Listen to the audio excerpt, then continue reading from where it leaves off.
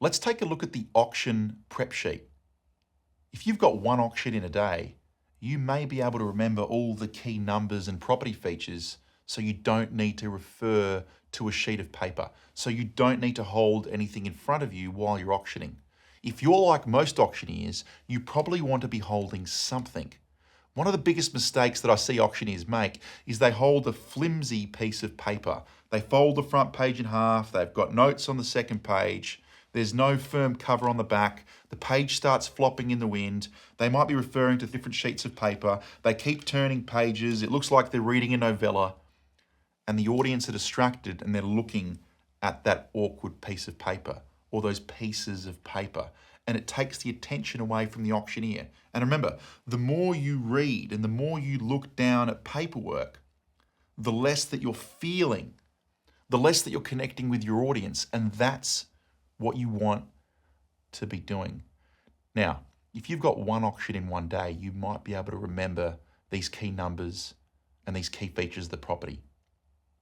But if you're auctioning 2 homes, 3 homes, 5 homes, 10 homes, 15 homes in one day or over one weekend, you want to have a reference point.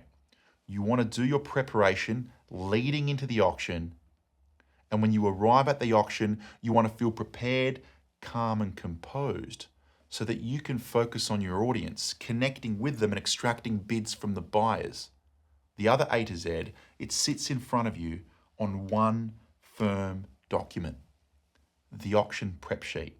When I owned an independent auctioneering company in Melbourne and I had 10 auctioneers working with me, our clients would receive an automated email with a questionnaire leading into the auction, and they'd fill that out for us, and it would get sent back to all the auctioneers as a PDF document that looked something along the lines of this. It's a methodical way to show up prepared so you can focus on the more important things that matter most, building a connection with your audience, being in the zone, and extracting more bids for the seller. Let's take a look what lives inside the auction prep sheet. Up the top here, it's the auction details. Below that are all the key numbers to know. Below that are the key property features, and below that are the actions and results. Let's zoom in and take a look at the auction details. Very simple: the property address, the auction date, the agent name, auction time, and the agency. Now let's zoom in on the key numbers: the advertised price guide, the comparative sale range, the general feedback price, bidders present at the auction, settlement date range, the deposit, the key numbers to know.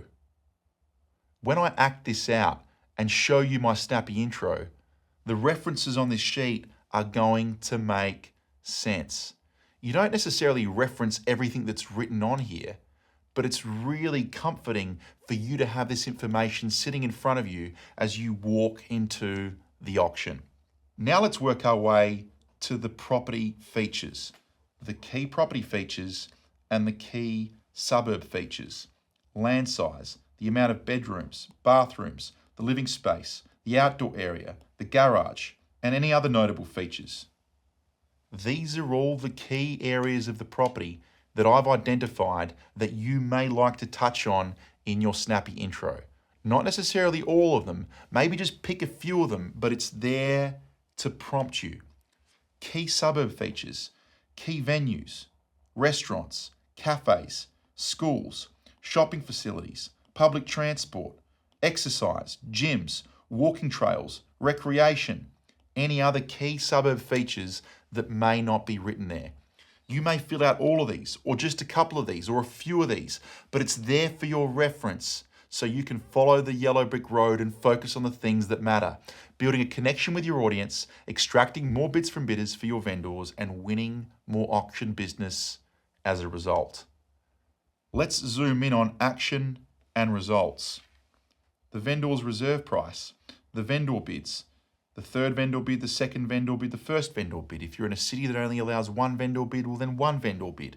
If you're in a city that allows two vendor bids, then write the two vendor bids in. The result and the price. If it sold, how much for? If it passed into a bidder, at what price? If it passed in with a vendor bid, at what price? If it was held over, at what price? Document your result so you can record it later. So there we have it, the auction prep sheet. There's two ways for you to stuff this up. Number one, have a flimsy piece of paper or a few pages that get blown around in the wind with no structure that you're constantly looking down and reading from and referring to. And each time you do that, you lose connection with the audience.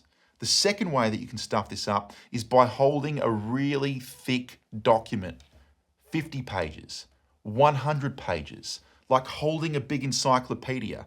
Or maybe if there's a contract of sale that's got many, many pages, and if you're holding that, you may as well be holding a brick. It will slow you down. You won't be as aerodynamic.